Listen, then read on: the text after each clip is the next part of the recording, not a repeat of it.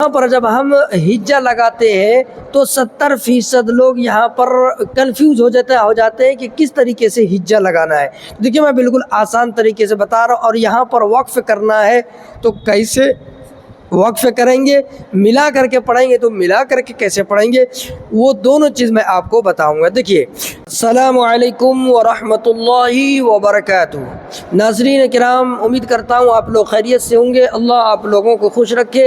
آج ہم لوگ جو قرآن پاک میں مشکل الفاظ ہیں، آج وہ ہم لوگ سیکھیں گے۔ تو چلیے پھر اپنا سبق شروع کرتے ہیں۔ آپ تمام بھائی سے ایک چھوٹی سی گزارش ہے، جو بھائی ابھی تک لائک نہیں کیے ہیں لائک کر دیجئے گا، جو نئے ہیں اگر آپ سبسکرائب نہیں کیے تو سبسکرائب بھی کر دیجئے گا مزید ایسی جانکاری کے لیے۔ تو چلیے پھر اپنا سبق شروع کرتے ہیں۔ اعوذ باللہ من الشیطان الرجیم، بسم اللہ الرحمن الرحیم۔ یہاں پر دیکھیے، یہاں پر جب ہم ہجہ لگاتے ہیں تو 70% لوگ یہاں پر کنفیوز ہو جاتے ہیں کہ کس طریقے سے ہجہ لگانا ہے۔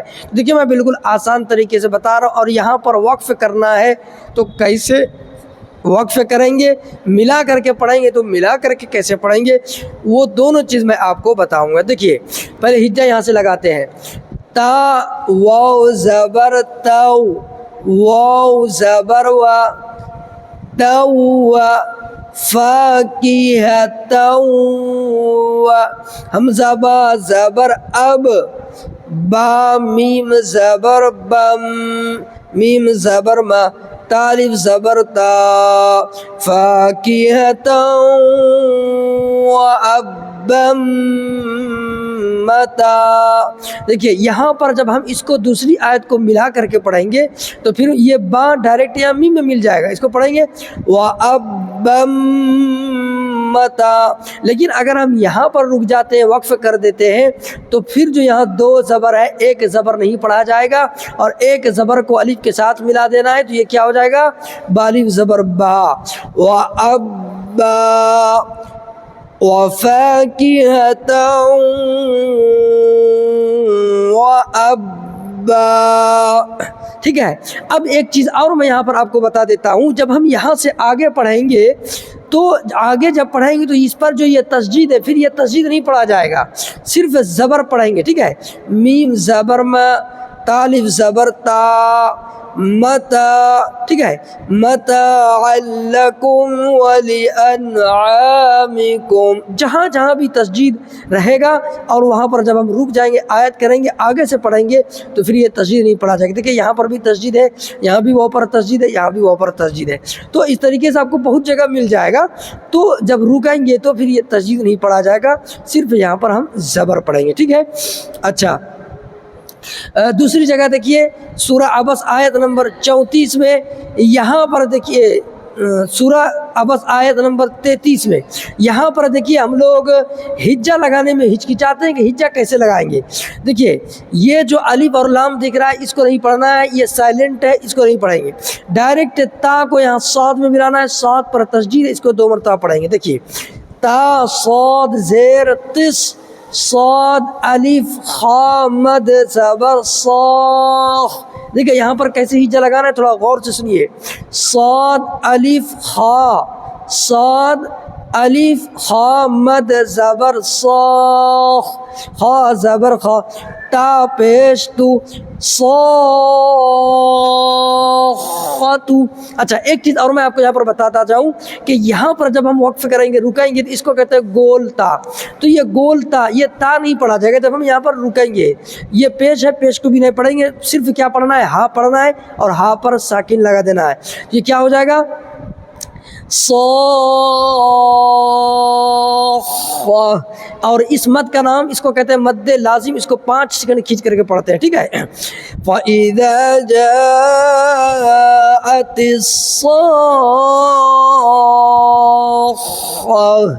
ٹھیک ہے، چلیے اب دیکھیے یہاں پر بھی ہم لوگ جو ہے 70% لوگ یہاں پر کنفیوز ہو جاتے ہیں کہ یہاں پر کیا اس کو الف پڑھیں یا کیا پڑھیں۔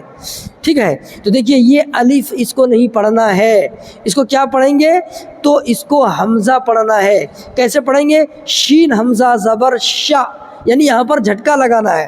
اب آپ کہیں گے یہ تو الف ہے، بھائی الف دیکھو اس وقت پڑھیں گے، الف تو ہے لیکن جب اس کے اوپر حرکت آ گیا یعنی ساکن اس کے اوپر آ گیا تو اب یہ الف الف نہیں رہا بلکہ یہ حمزہ ہو گیا، ٹھیک ہے؟ تو اب اس کو حمزہ پڑھیں اور یہاں پر جھٹکا لگانا ہے، جیسے ش ش یومئذ شأن یغنی، ٹھیک ہے؟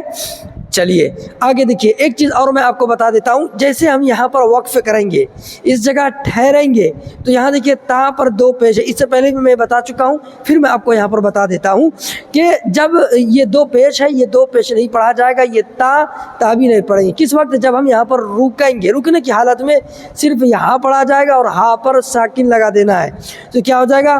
ترہقها قترہ، قترہ، ٹھیک ہے؟ ترہقها قترہ۔ اچھا ایک چیز اور میں آپ کو بتا دیتا ہوں، یہاں دیکھیے سورہ عبس آیت نمبر 16 میں، آیت نمبر 16 میں دیکھیے یہاں پر، اب جیسے ہم لوگ یہاں سے پڑھتے پڑھتے آئے، اب یہاں پر جیسے میں نے وقف کر دیا، ٹھہر گئے، تو کیسے ٹھہریں گے؟ فَلَا أُقْسِمُ بِالْخُنَّسِ۔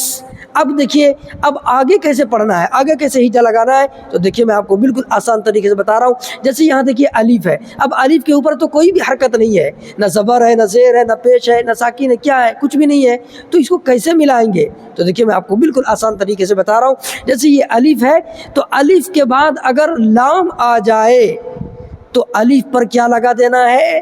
زبر لگا دینا ہے، پھر یہ الف کیا ہو جائے گا؟ یہ الف الف نہیں رہے گا، یہ پھر ہو جائے گا حمزہ، ٹھیک ہے؟ جو الف خالی نہ ہو وہ حمزہ ہے، تو یہ حمزہ ہو جائے گا، اور حمزہ کو یہاں لام پر ساکن اس میں ملا دیں گے، تو کیسے ملائیں گے؟